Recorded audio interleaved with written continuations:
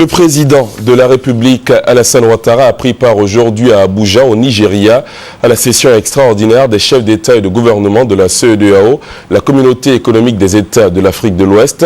Ce sommet qui s'est ouvert aujourd'hui est consacré à la situation sécuritaire dans la sous-région, avec un accent particulier sur la reconquête du Nord Mali, occupé depuis plus de 7 mois par des groupes armés. Le point avec notre envoyé spécial, Jérôme Kofi Abola.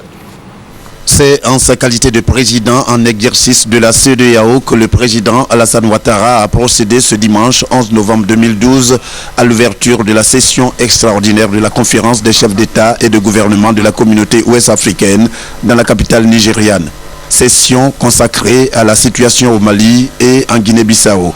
Pour le président Alassane Ouattara, cette rencontre a tout son sens en ce qu'elle doit marquer la détermination de tous à faire face à ces situations pour permettre à ces pays de retrouver la paix. Nous devons accélérer la résolution de la crise au Mali et au Sahel afin de tenir le momentum actuel. J'en appelle donc à chaque partie afin qu'elle fasse preuve d'ouverture et qu'elle place le futur et les intérêts du Mali dans les valeurs et dans la perception des atouts d'une société moderne et démocratique. La marche vers une solution politique négociée nous permettra de poursuivre une action militaire apaisée et de mieux identifier les cibles et les éléments terroristes à combattre. Réussir la réconciliation au Mali et éradiquer le terrorisme et le grand banditisme au Sahel, tel est le défi qui nous interpelle tous.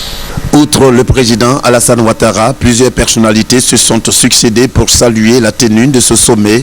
Personnalités parmi lesquelles le président nigérien Goodluck Jonathan, hôte du sommet, le président de la commission de la CEDEAO, le haut représentant de l'Union africaine pour le Mali et le Sahel, ainsi que le représentant du secrétaire général des Nations Unies.